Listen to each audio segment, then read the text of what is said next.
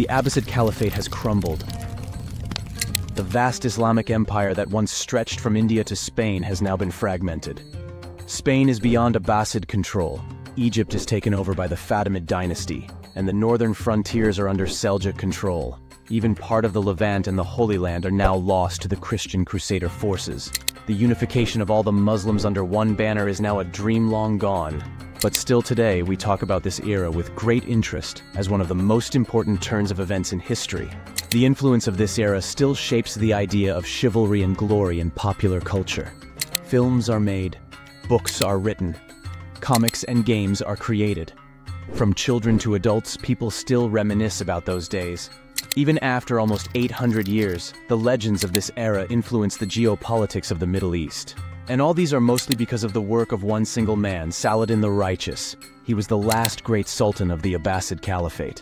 More than that, he was the last sultan who had a dream and dared to make it a reality. The dream of a unified Islamic force.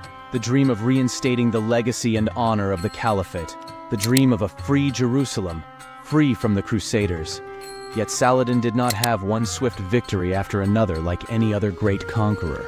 He tried, he failed, he persisted, learned from his mistakes and came back stronger. He was bold, dutiful, and intelligent, yet his reign was filled with setbacks, treachery, and disappointments. That is why Saladin is so beloved. He is not like a hero from ancient mythology with superpowers. Rather, he is more of a human flesh and bone. He is a hero not because he was the chosen one, rather because he was courageous enough to be one. He chose himself to become the one. As we dive into his life in the next couple of weeks, we will see how this hero was forged in hardship and courage. In the year 1149, a young boy of 10 named Yusuf ibn Ayyub was playing in the yard of his home. Suddenly, he heard a call from the minaret of the mosque. The Zengid Sultan, Nuruddin Zengi, has returned victorious after a decisive battle with the Crusaders in Edessa.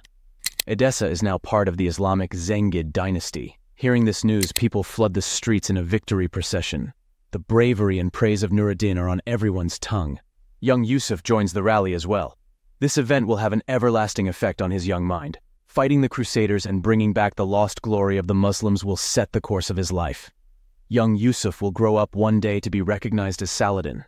At the age of 15, Saladin moved to Damascus with his family to complete his study. Damascus was then the capital of the Zengid dynasty, seat of Nuruddin. Saladin joined a madrasa in Damascus. We can think of a madrasa like a high school in the modern era. Saladin started learning about geometry, algebra, geography, as well as the Quran and other fields of Islamic studies. At the same time, he was taken under the mentorship of his uncle, Asad ad-Din Shirkuh. Shirkuh was a general under Nuruddin. He was a man of solid build, a battle-hardened warrior. He lost one of his eyes in a battle and so used to wear a patch. These made him an imposing character. Under the mentorship of Shirkuh, Saladin started learning about military tactics and swordsmanship. After completing the training, Saladin joined Shirkuh's battalion and entered regular military service in the Zengid army. The time has come for Saladin to be of service to his childhood hero, Sultan Nuruddin. Meanwhile, in Egypt, a power struggle has erupted between two viziers of the Fatimid Caliphate. The Fatimids were a Shia dynasty, and the Abbasids were Sunni. Sunni and Shia are the major two denominations of Islam. Historically, the two dynasties are rivals of one another. Anyway, back to Egypt. The two viziers trying to capture the de facto rule of Egypt were Shawar and Durgam. Shawar was driven out of Egypt by his rival Durgam. Shawar asked for help from Nuruddin, so in 1163 Nuruddin sent in an army under the command of Shirkuh to Egypt. Saladin also joined the army under his uncle's command. Saladin did not play any major role at this point, but the events that are about to unfold will be his first real lesson in military tactics and politics. So we will look into these events to understand how the stage was set for Saladin. With the help of Shirkuh's military prowess, Shawar was reinstated as the Grand Vizier of Egypt. Shirkuh garrisoned his army near Cairo to support Shawar's rule. But as time passed, the presence of a Sunni army in the heartland of the Shia dynasty started creating political friction in the Fatimid court. Shawar was under great pressure to drive the Zengid army out of Egypt, but he himself had invited them, and without the support of this army, it would not be possible for him to hold on to the power. So, Shawar started shopping for a new ally. Between the border of Fatimid Egypt and Zengid Levant sat the Kingdom of Jerusalem, a Crusader state under the reign of Amalric. Shawar established a secret alliance with Amalric and plotted to attack the Zengid army from both sides. Shirkuh and his army were stationed in a place called Bilbais. They were attacked by Amalric from the northeast and by Shawar from the southwest. This betrayal put the Zengid army in a critical situation. They were not strong enough to break through the lines of the Crusader to retreat to Syria. Neither could they fall back to Cairo because of Shawar's betrayal. Seeing no other option to save his army, Shirkuh sent a message to Nuruddin for aid. Nuruddin was enraged by the betrayal.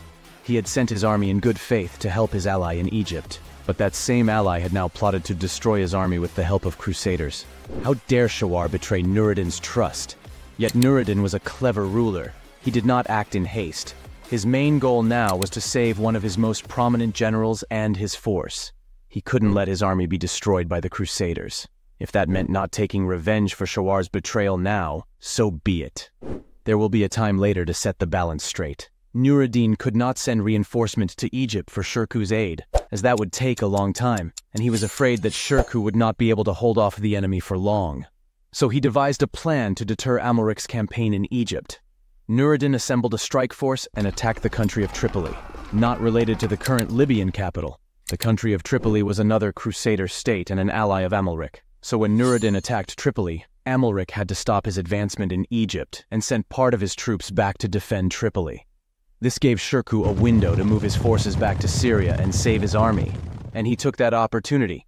The Zengid army was safe for now. But Nuruddin and Shirkuh did not forget the betrayal by Shawar. To plot with the Crusaders against fellow Muslims could not go unpunished. They were waiting for the right opportunity. The opportunity came in 1168 when Amalric broke his alliance with Egypt and attacked Cairo. Amalric always had his eyes on Egypt, not only for the expansion of his territory, but also for the vast riches of Egypt. The weak rule of Shawar gave him the perfect chance to attack. Amalric assembled his naval force and sailed towards Cairo through the Nile Delta.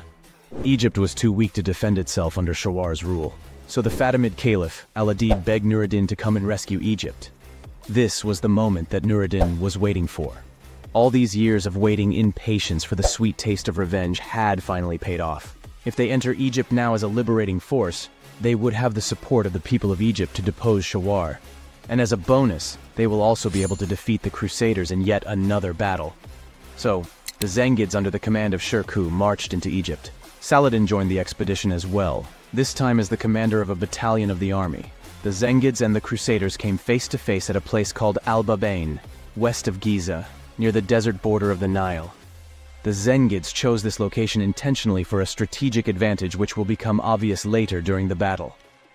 For the time being, Saladin took control of the right wing of the army and Shirkuh took the central command. The Crusader army was greater in number and stronger in arms than the Zengids, so Shirkuh and Saladin started discussing a battle strategy to make those advantages of the Crusaders ineffective.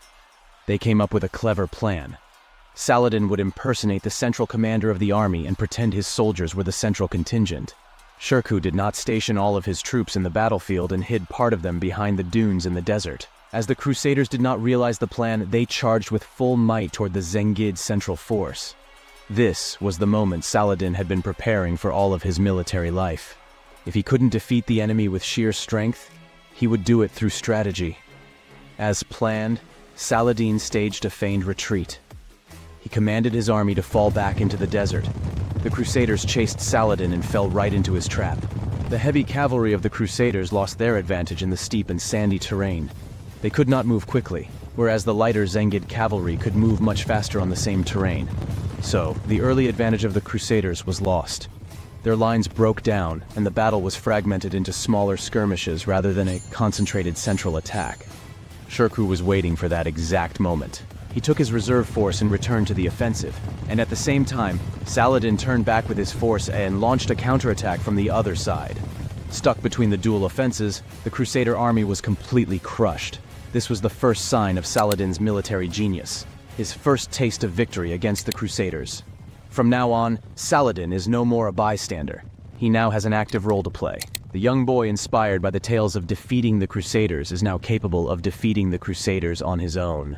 Join us next time as we explore the early years of Saladin's administrative and military career. How he becomes the Grand Vizier, protects Egypt from yet another Crusader attack, strengthens the nation, and eventually becomes the Sultan of Egypt.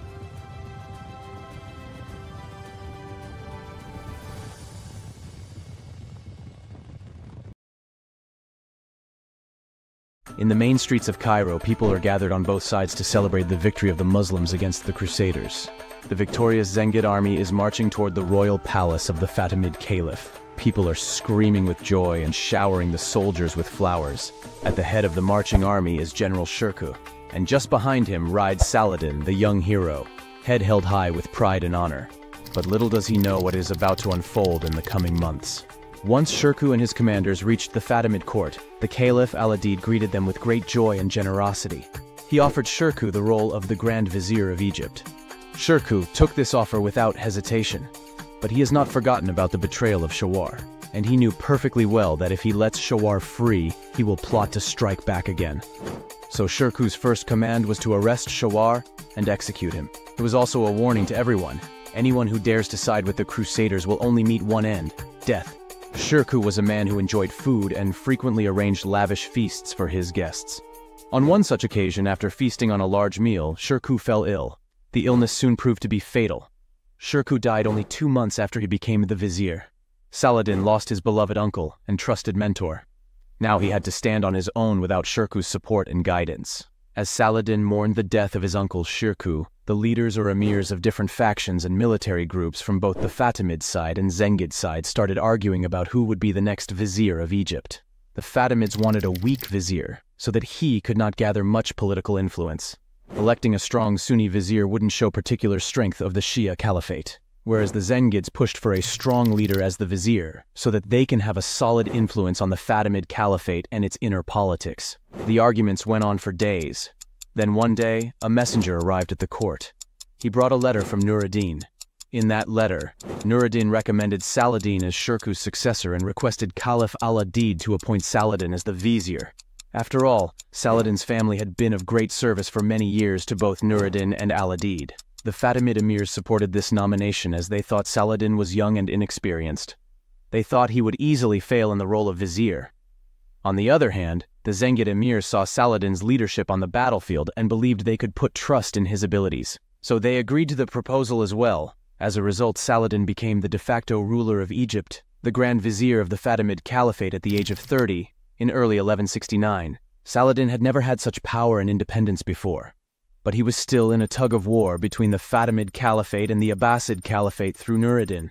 And as we have discussed before, these two caliphates, one Shia and the other Sunni, were never on friendly terms. So Saladin now had the problem of split loyalty. As the vizier, he owed his loyalty to the Fatimid Caliphate in Egypt. At the same time, as the general of Nuruddin, he owed his loyalty to the Zengid dynasty and thereby to the Abbasid Caliph in Baghdad. This actually made it very difficult for Saladin to do what he wanted to do: help the people, unite the people, and free the Holy Lands from the Crusaders. Soon after his appointment as the vizier, the internal political conflict in Egypt started to weigh heavy on Saladin. He tried to focus his mind on rebuilding the Egyptian nation. He commissioned several hospitals and madrasas, which are kind of like universities by modern standards.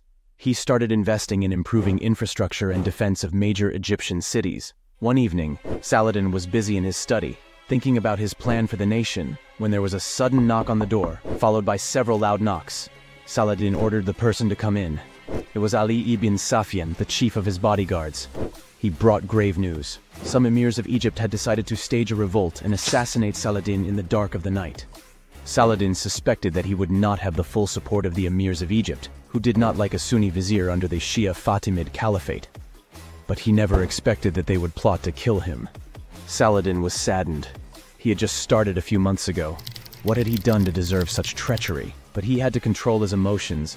He had to act fast before the rebels could strike first. He ordered his own bodyguards to capture the main conspirator, a high official for the Fatimid palace.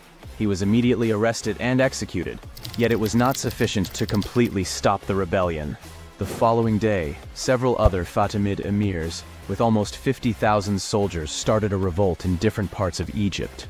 Saladin now had a civil war on his hands. As the civil war continued, the number of the wounded and the corpses piled up.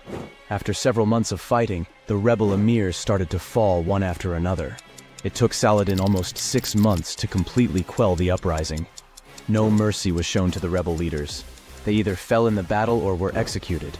It was a hard lesson for the Egyptian emirs. Never again would anyone dare to rise against Saladin in Egypt. Saladin's swift and resolute actions saved Egypt from a long and costly civil war.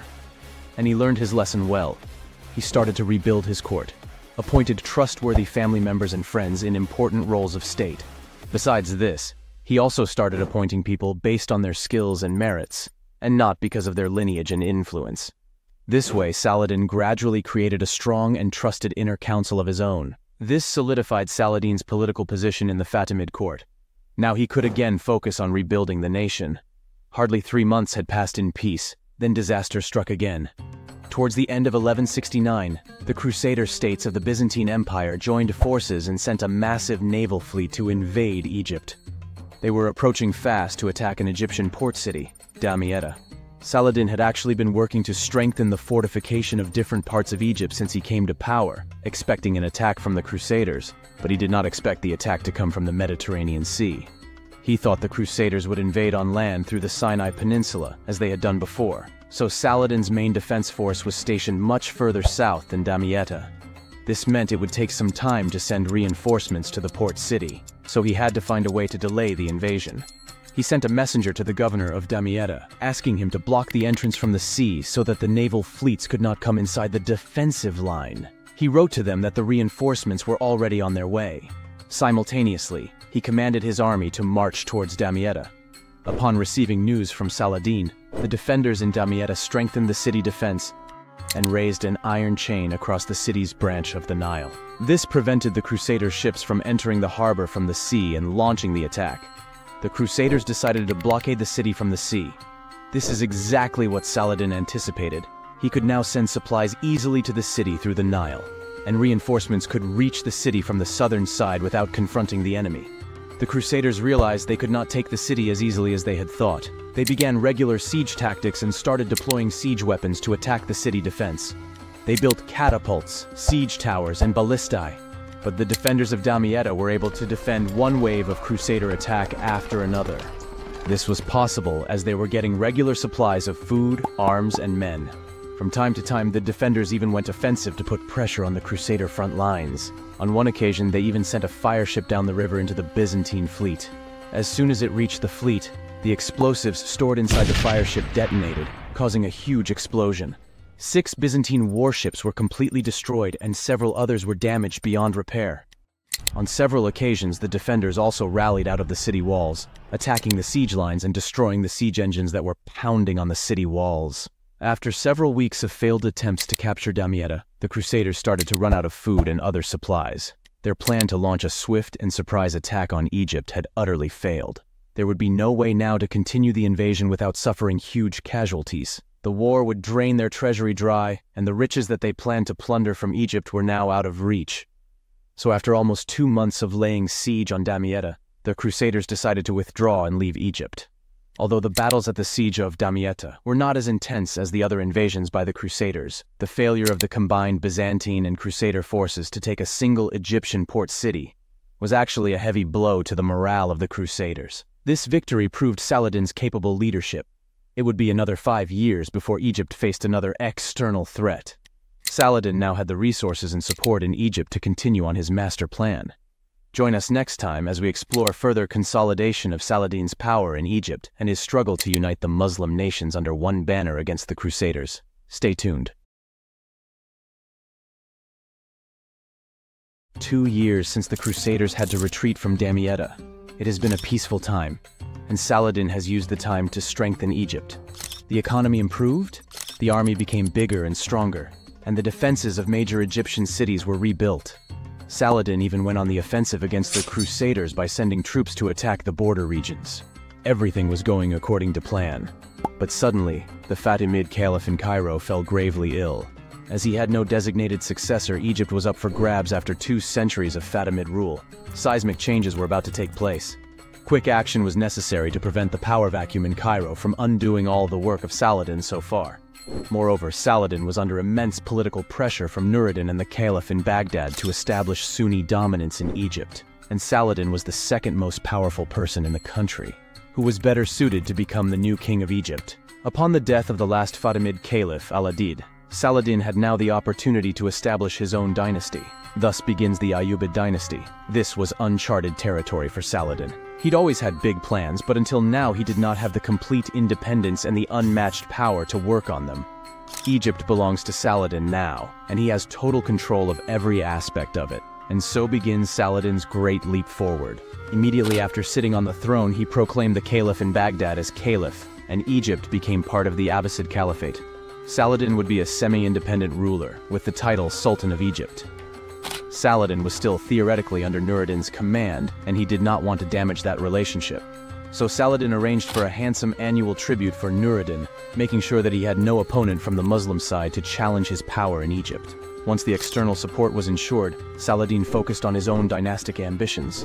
No doubt the dream of freeing the Holy Lands was always burning inside of him, but he understood that he couldn't launch a campaign against the Crusaders unless he established a powerful empire in Egypt first. Saladin turned the wheel of change in Egypt.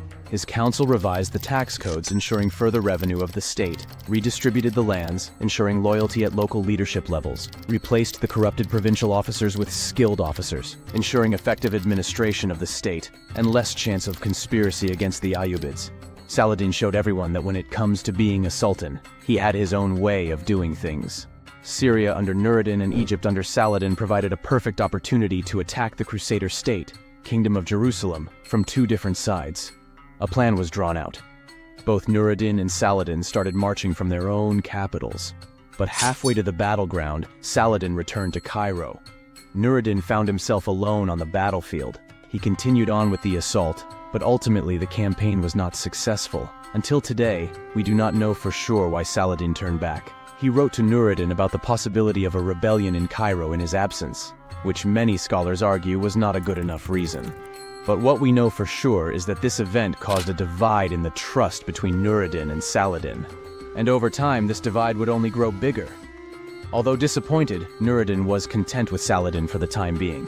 He was still receiving the tribute from Egypt. However, Saladin's not showing up initiated a lot of rumors and conspiracy theories in the Zengid court.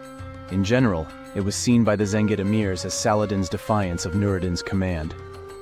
In the meantime, Saladin was busy in Egypt.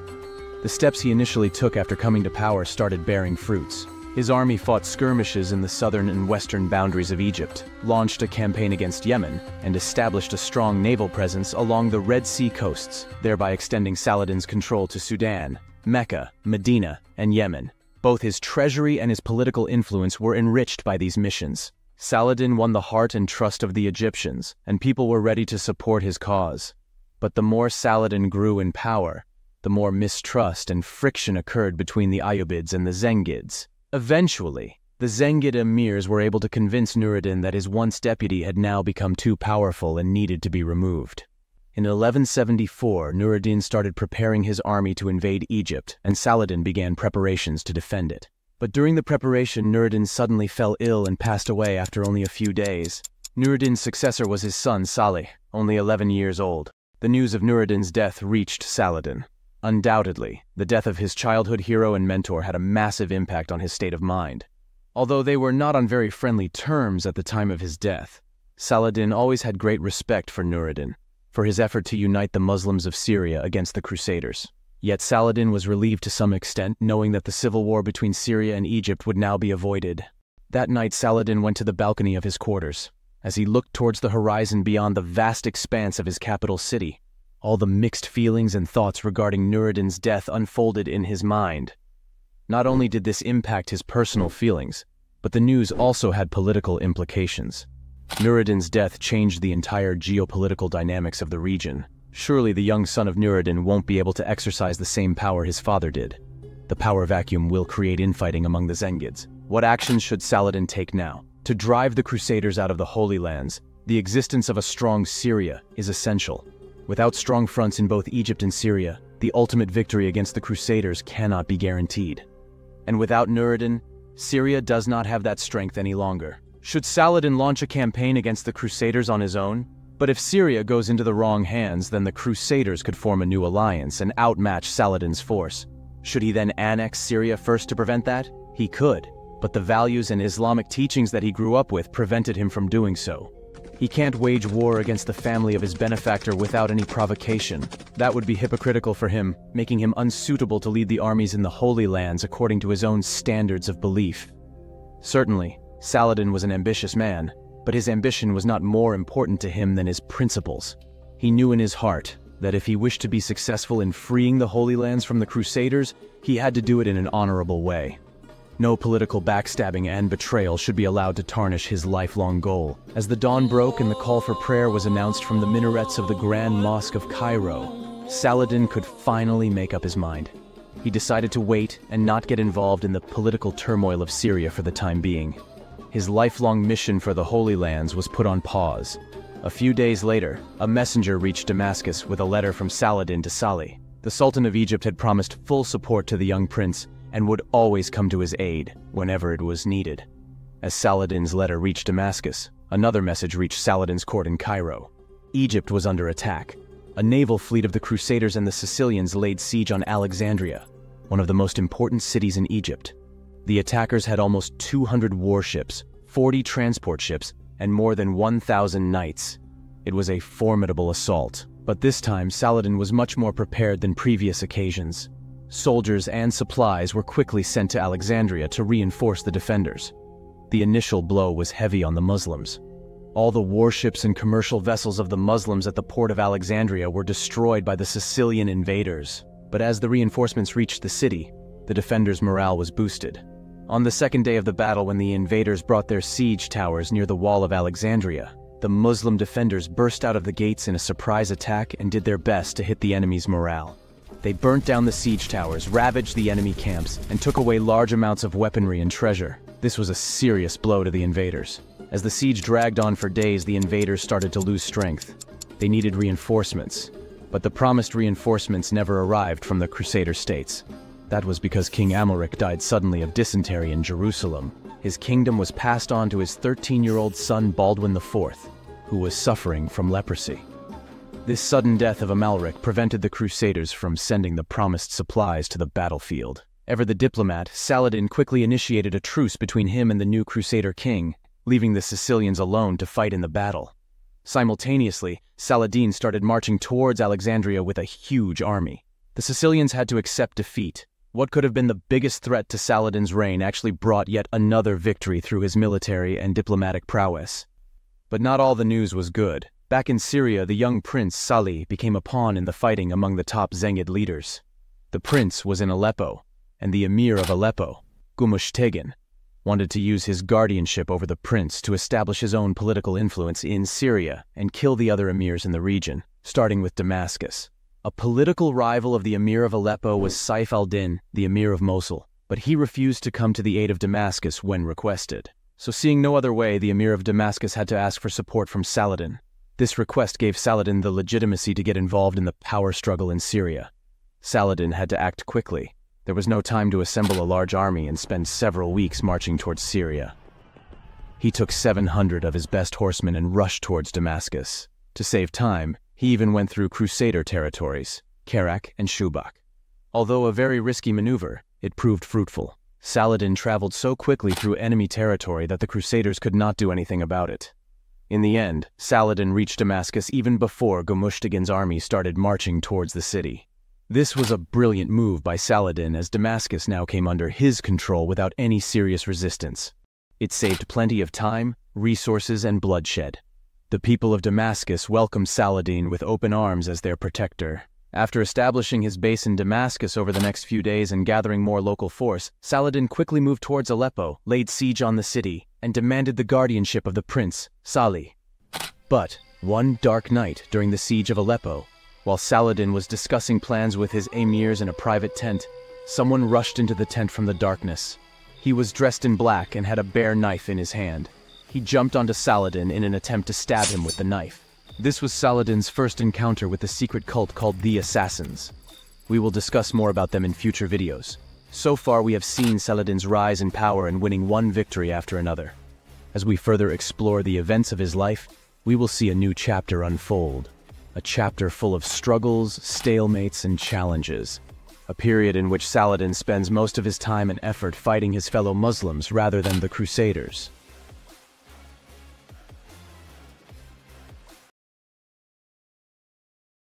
As the morning sun rose on 1175, Saladin looked at the walled city of Aleppo from a nearby hill. The attack by the assassins on his life the night before had left him perplexed. He had underestimated the shrewdness of Gumushtigin. Saladin could not imagine that Gumushtigin would hire assassins to kill him. The assassins were a secret group fortifying themselves in the dense mountains of Syria, and they were famous for targeted killings of political personnel of high power in both the Muslim and Crusader ranks. Ideologically, they followed the Shia sect, and thus they did not like Saladin for abolishing the Fatimid Caliphate. So it was very easy for Gumushtigin to convince the assassins' leader, Rashid ad-Din Sinan, to attack Saladin. On top of that, more news had recently come to Saladin that the Crusaders, under the command of Raymond of Tripoli, were gathering forces and raiding the borders of Saladin's Syrian territory. It was rumored that Gumushtigin had a hand in that as well. All the pieces of the puzzle are now falling into place. Saladin could see how treacherous Gumushtigin had been. He looked at the citadel of Aleppo. He realized how far away he was from gaining total control of Syria. The capture of Aleppo seemed like a dream now. Saladin had to respond immediately against the threat by the Crusaders. He couldn't risk his life and the loss of his army to continue the siege on a heavily fortified city like Aleppo. In this round, Gumushtigin had won. Saladin lifted the siege and took his army back to Damascus. From there, he sent forces to deter the raiding Crusaders. Saladin's recent momentum in Syria caused a lot of jealousy in the Zengid leadership. The emerging leader of the Zengids, Saif al-Din, was a cousin of Nuruddin, so he got the support of Princess Salih and Gumushtigin. Saif al-Din soon united the quarreling Zengid emirs and solidified his position on a vast territory, including Mosul and Aleppo. To weaken the position of Saladin in Syria, they launched a massive propaganda campaign stating that Saladin had forgotten his responsibility of freeing Jerusalem from the Crusaders. Saladin's reputation in Syria as a warrior of the Holy War was heavily damaged because of this, and was under heavy pressure to take action. But his army was not yet strong enough to recapture Jerusalem.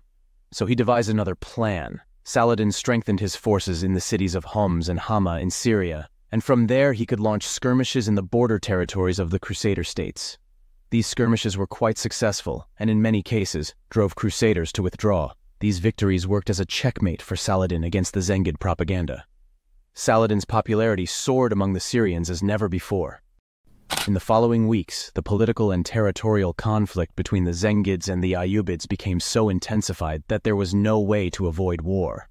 The armies met near Hama in March 1175.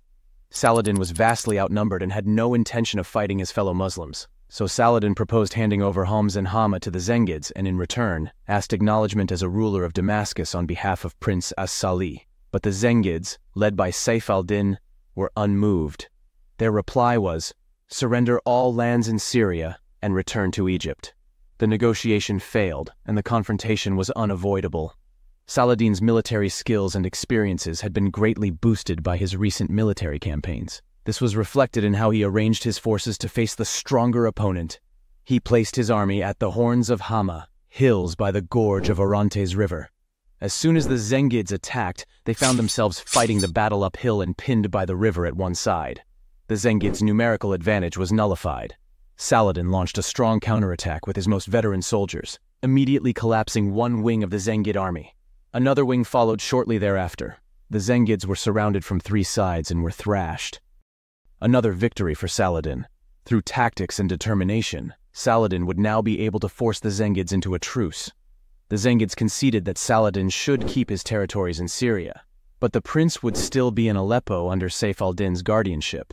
Finally, peace among the Muslims in Syria had begun. The victory against the Zengids was a crucial development in Saladin's political career.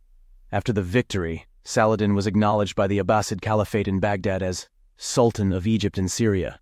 As sovereign king, he no longer needed the patronage of the Zengid prince. Both in Cairo and in Damascus, coins were being minted with his official titles, and the Friday prayer sermon in the mosques started mentioning him as the sole ruler, omitting the name of As-Salih. This was a decisive move. Officially, Saladin was no longer a part of the Zengid dynasty, but his good fortune didn't last long.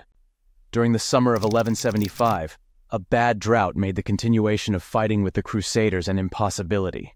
The Crusaders were also hit by the same situation, so they made peace with Saladin and there was a pause on ongoing conflicts.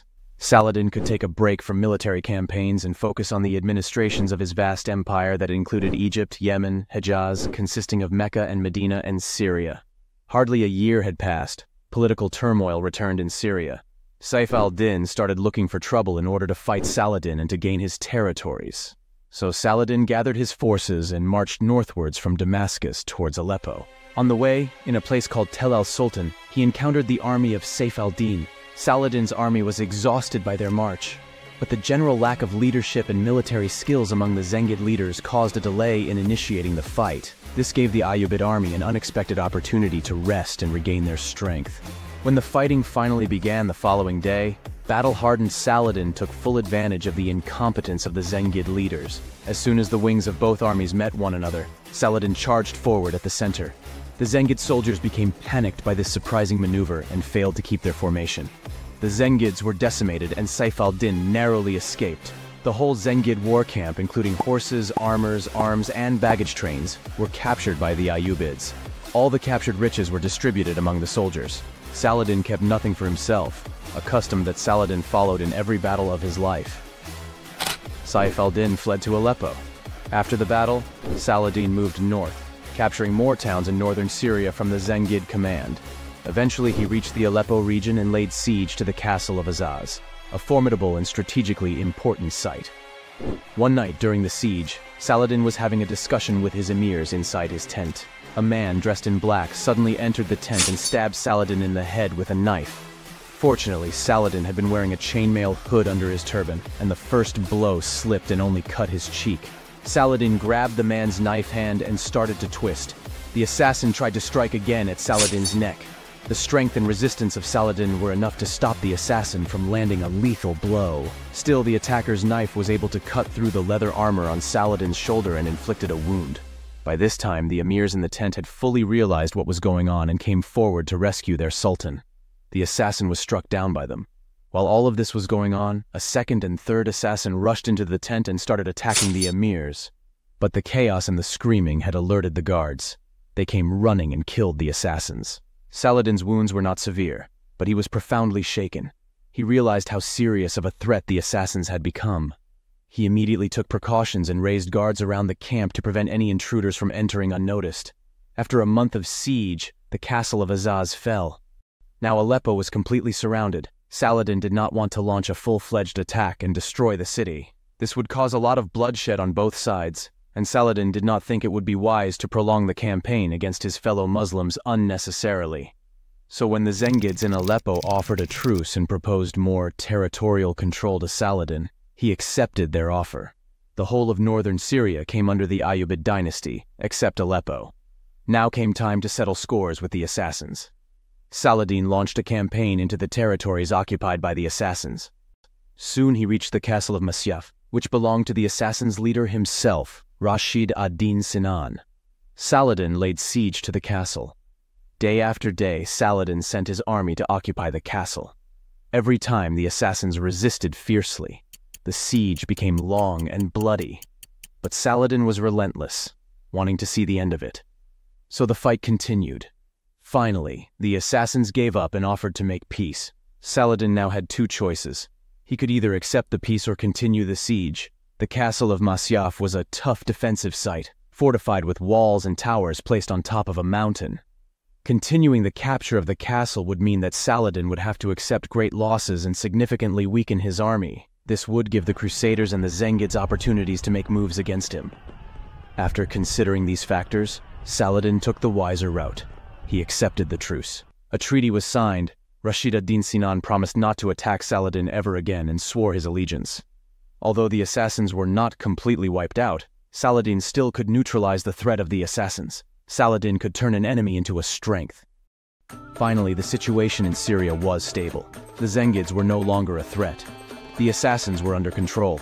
The Crusaders had stopped their raids. Saladin now had a brief period of peace. He could now finally focus on preparing for his ultimate goal, Jerusalem. He returned to Cairo, focused on the fortification of his territories on different fronts, reorganized his army, and started planning a full-on offensive against the Crusaders to win back Jerusalem. After years of political struggle and bloodshed with his fellow Muslims, Saladin thought now he would be able to achieve his ultimate goal. Little did he know that he would soon have to flee the battlefield, narrowly escaping death. This was Saladin's first major campaign against the Crusaders, and it resulted in the most devastating defeat of his life at the Battle of Montgisard. Stay tuned for next part where we go over one of the hardest battles of Saladin. Like, subscribe, and turn on post notifications.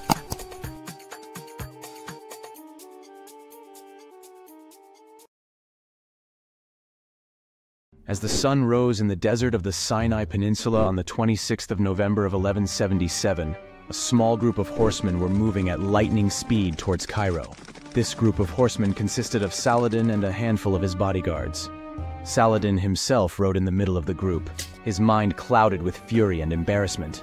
He was thinking about the defeat he had endured just the afternoon before. He had all the advantages, and yet his mission failed. How could that be?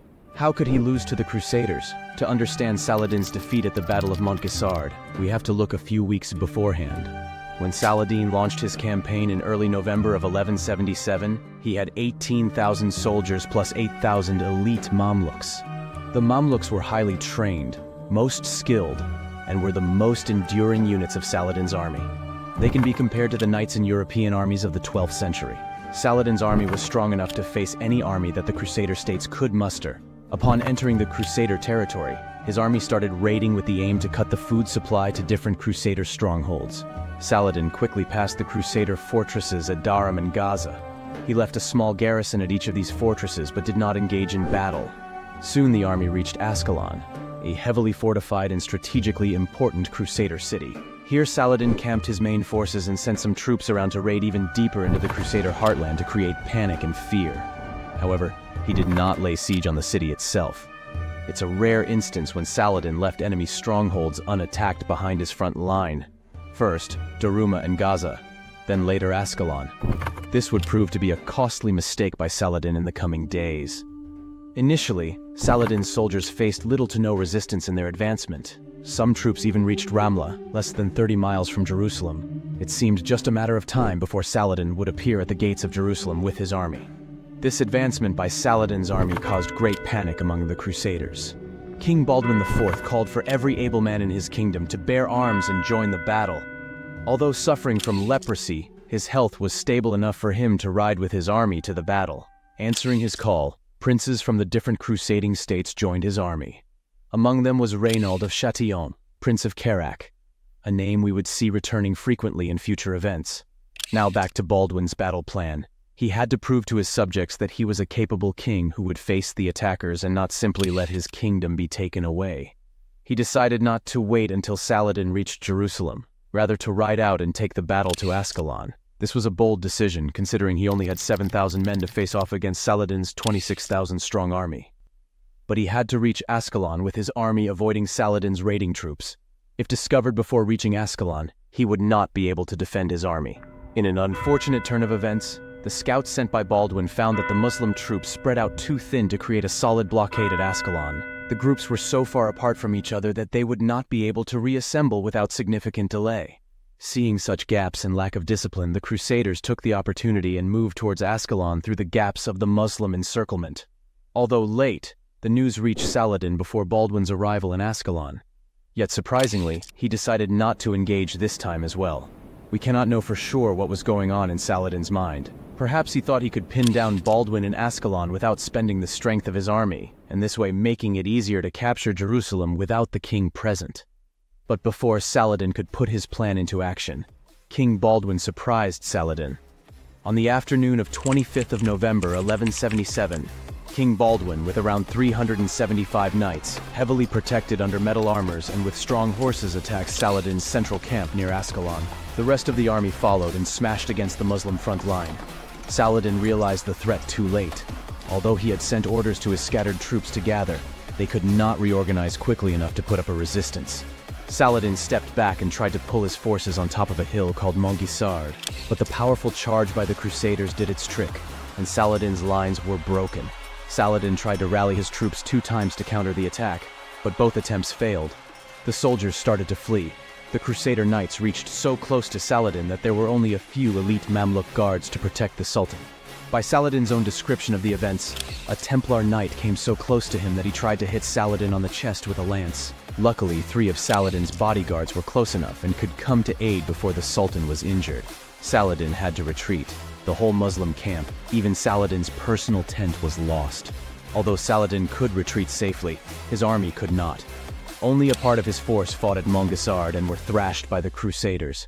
The other groups were spread out too far and were also attacked from all sides later on. Even while retreating, the fortresses that were left unattacked behind the front line became a constant source of attack and harassment for his soldiers. The defeat at Montgisard was a serious setback for Saladin's plan. No doubt, he was sad and embarrassed. But the political consequences far outweighed any emotional damage. Saladin was now incredibly vulnerable. His kingdom was exposed both to the Crusaders and to his competitors in Syria. The morale of the Muslims was at the lowest it had been in decades. Meanwhile, the Crusaders were having victory parades, showing off the spoils of battle. Meanwhile, Saladin safely reached Cairo, and from there he started reorganizing. Now, what we know about Saladin is that he was no quitter. He had surely learned many hard lessons in the aftermath of the Battle of Montgisard, and our guy Saladin was someone who learned from his mistakes. The next time, Saladin would be prepared for surprises. How much Saladin evolved as a leader after this event was obvious in the events that unfolded in the following months.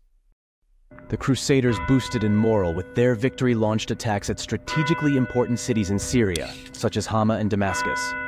Some of the emirs in Syria also rebelled against Saladin, seeing his recent defeat. But Saladin was prudent and swift in his damage control. He soon moved back to Syria, and from there coordinated his forces on multiple fronts. The rebellion was swiftly taken under control, although not completely quelled. Then there was a decisive victory of Saladin's forces in Hama that stopped the Crusader incursion. Saladin himself camped near Homs and engaged in skirmishes with the Crusaders. Saladin emerged victorious from these skirmishes and stalled the Crusaders from advancing. But King Baldwin IV still did not give up. In an attempt to create pressure, he started building a castle at a place called Jacob's Ford. It was a real threat to the Muslims because of the location of the castle. Situated only 50 miles from Damascus, an army from Jacob's Ford could reach Damascus within a couple of days. It was also along the pilgrimage route, so the Crusaders could attack caravans making their way to Mecca. Saladin decided to resolve this issue once and for all. He sent one of his generals, Farrukh Shah, to defend Damascus. When King Baldwin advanced with his army towards Damascus, he expected almost no resistance. Instead, he met a formidable Muslim army and had to retreat after a humiliating defeat. Saladin regained his confidence and the trust of the Muslims. These victories were essential for Saladin at this crucial point. He could recover much of the military strength that was lost at the Battle of Montgisard. The morale of the Muslims was high again. He brought reinforcement from Egypt and completely pushed the Crusaders out of Syria. Saladin might have lost a battle, but he was still very much capable of fighting and winning the war. Saladin offered 100,000 pieces of gold to Baldwin to abandon the castle at Jacob's Ford, stating it would save lots of bloodshed on both sides. But his offer was refused. This was a clear provocation by the Crusaders. So Saladin launched a campaign again into the northern Crusader territories in 1179. This would be the first campaign that Saladin led himself since the Battle of Montgisard, almost 18 months prior. The Crusaders had to divide their forces from Jacob's Ford to answer Saladin's offense. This was his plan to split the Crusader army, and it worked. The two armies met in a series of battles near Banyas, Sidon, and Beirut, which are part of modern-day Lebanon. This time Saladin prevailed and his army wiped out the Crusaders. These victories ensured bands of food supply and riches for Saladin's troops while the Crusader army was significantly weakened. A number of high-ranked Crusader knights were captured and taken prisoner. With a brilliant move, Saladin then decided to attack the Crusaders stationed at Jacob's Ford immediately. This surprise move by Saladin turned the battle into a race against time. It would take 5 to 6 days for reinforcements to arrive from Jerusalem to Jacob's Ford. Saladin had to capture the castle within 5 days to avoid a long and devastating siege.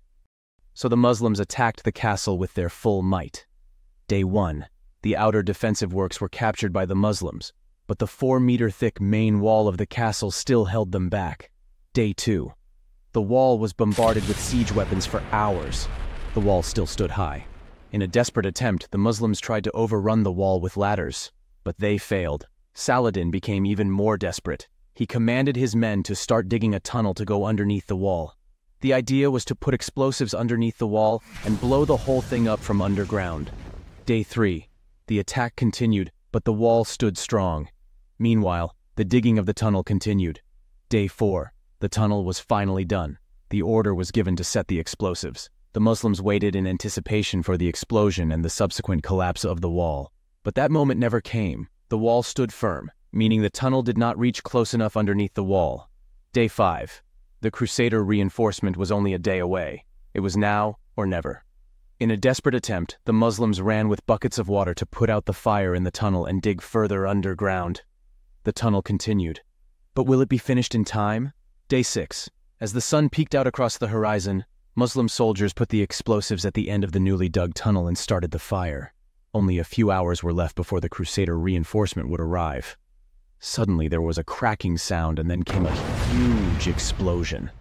To the cheers of the Muslims, the stones of the wall shuddered and the wall collapsed downwards. Finally, a breakthrough, a gap. The Muslims charged forward. The Crusaders gathered around the gap to create a choking point for the Muslims. From behind the infantry, the Muslim archers rained armor-piercing arrows down on the Crusaders. Desperate hand-to-hand combat ensued amidst the rubble and dark clouds of smoke. Inch by inch, the Muslims pushed in. The order was to show no mercy and take no prisoners. The Crusader reinforcement arrived nearby, but seeing the column of smoke from the distance, they lost hope and turned around. The Muslims dealt one final push, and finally, the castle was under Muslim control. Saladin's yellow standard was finally flying over the tower of Jacob's Ford. In the following month, Saladin showed an even broader strategic approach against the Crusaders. He had been working on rebuilding the Egyptian naval force for the last few months, and to show his strength, he launched a naval assault in another important Crusader city named Acre, just weeks after recapturing Jacob's Ford. Although being a shock-and-run mission, it successfully destroyed the harbor towers and several ships. After decades, Muslims now had a formidable navy. Saladin once again showed how he had learned and improved from every setback in his life. The game had now turned, and the Crusaders had lost the upper hand. Saladin now dominated the borders of the Crusader states, both from land and sea. But with all the fighting continuing on the Western Front, a great storm was brewing elsewhere, moving fast to engulf Saladin's empire. The political turmoil returned to Syria, and Reynald of Chatillon decided to attack Medina and kidnap the body of the Prophet Muhammad in an act of revenge. Stay tuned for the other part where we cover the Battle of Hattin. Like, subscribe and turn on post notifications.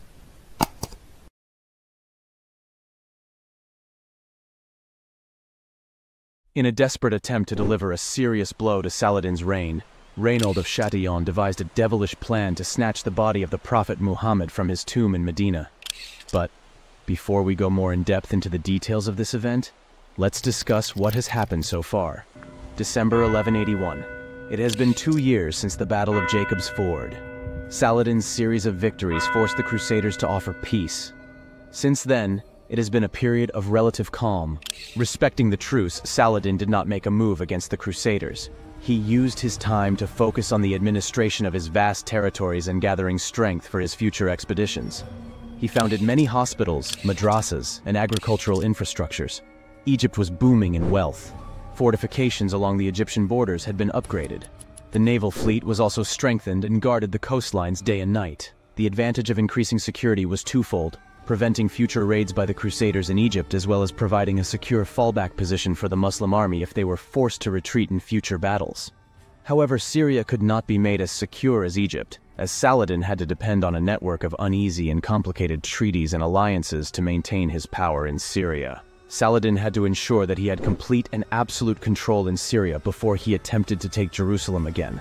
He did not want to leave untrustworthy political alliances behind his back as he moved against the Crusaders. Here we see again how Saladin learned from his mistakes during the Battle of Montgisard, leaving no point of weakness behind the frontiers. As Saladin was discussing state matters with his emirs at his court in Cairo, a messenger arrived with news from Syria. Prince Asali had passed away in Aleppo.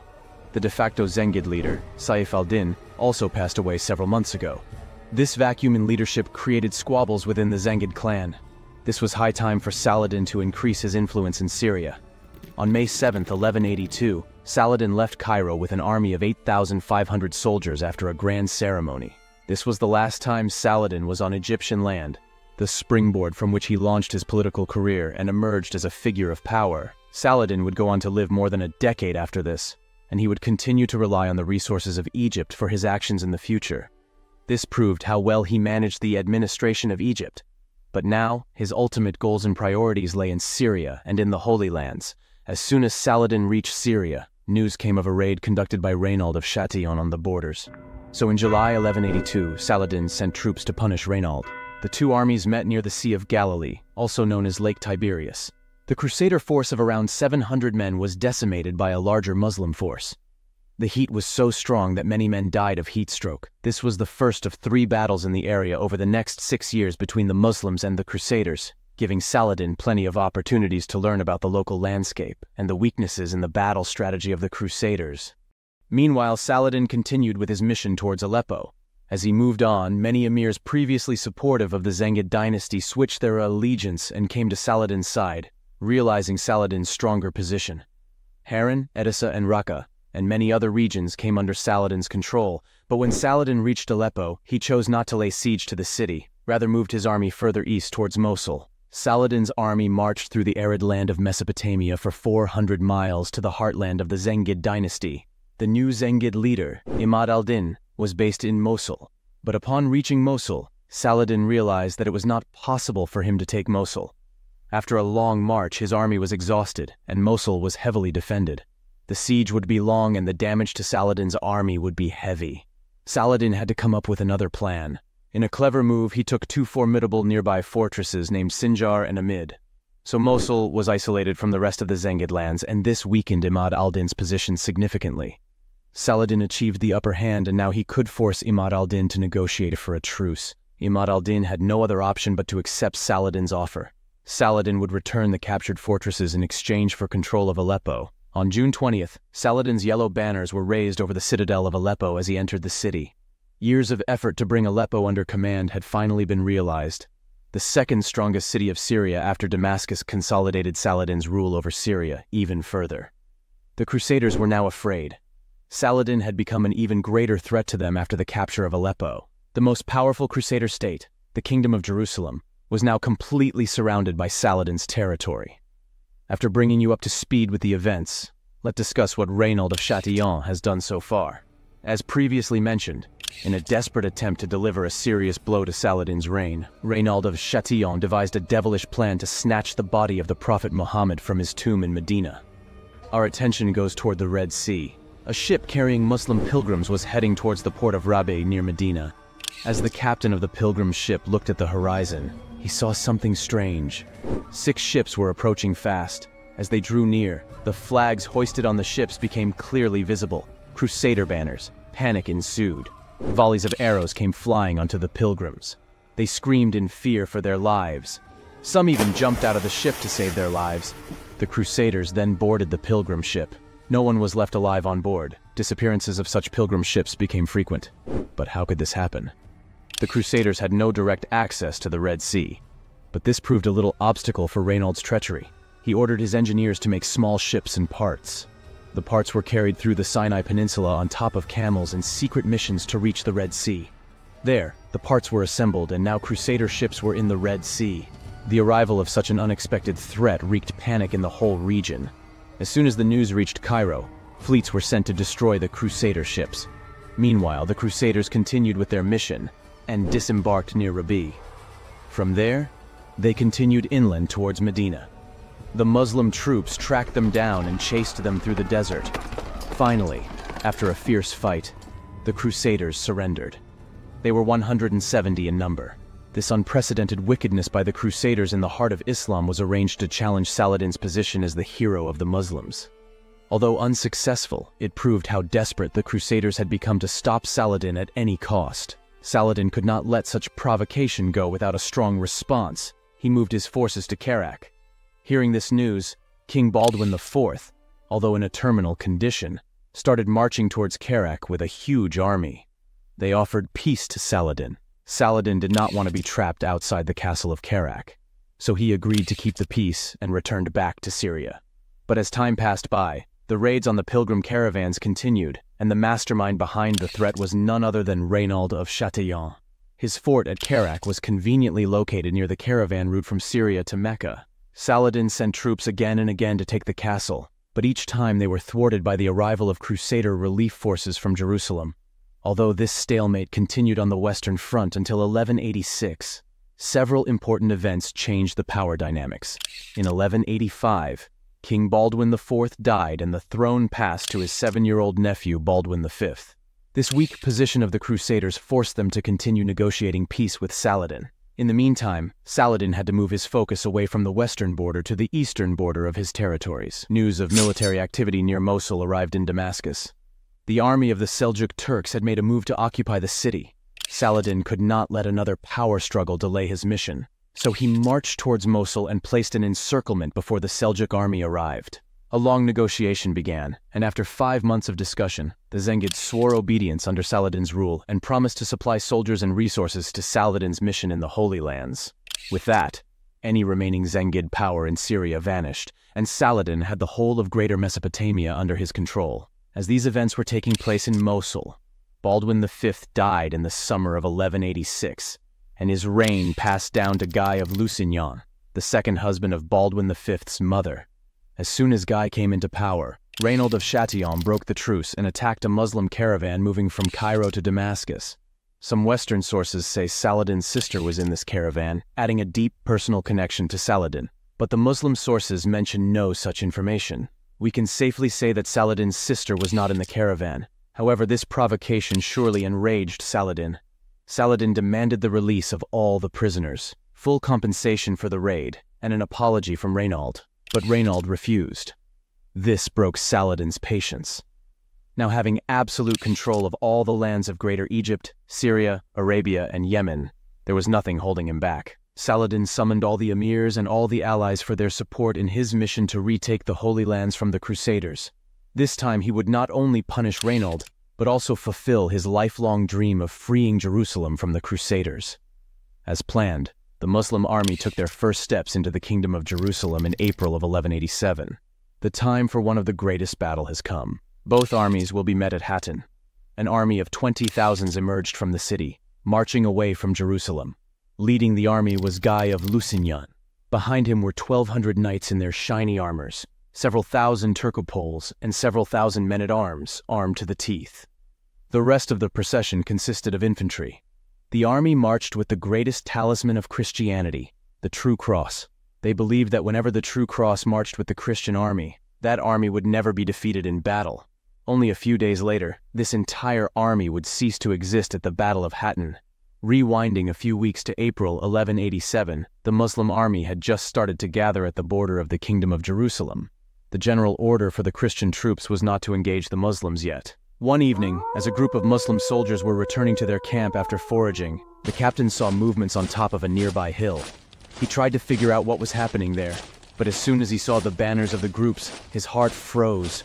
The men on the hilltop were Knights Templar and Knights Hospitaller, warrior monks sworn to defend Christianity, the most elite and strongest groups of the Crusader army. As the Muslims neared their camp, a wave of Crusader knights began descending toward the Muslim camp. From the hilltop, the Muslim soldiers screamed in fear. Some began to gather their weapons, while others froze with panic. The knights numbered about 140. Their grand masters of both the Templar and Hospitaller orders were leading the group. However, the Muslims at the camp numbered around 5,000 to 6,000. As soon as they realized the reality, the surprise attack lost its effectiveness. The Muslims fought back fiercely. This charge proved to be very devastating for the Crusaders and very rewarding for the Muslims. All the knights fell on the battlefield, except for only 4. No doubt the knights were brave, but they were no match for the overwhelming numbers Muslims. The Grand Master of the Knights Hospitaller was killed, and the Grand Master of the Knights Templar fled after being wounded. After this victory, the Muslims began marching even deeper into the Kingdom of Jerusalem. Panic ensued throughout all the Crusader states, and they united all their forces. Every man able to bear arms was conscripted into the army.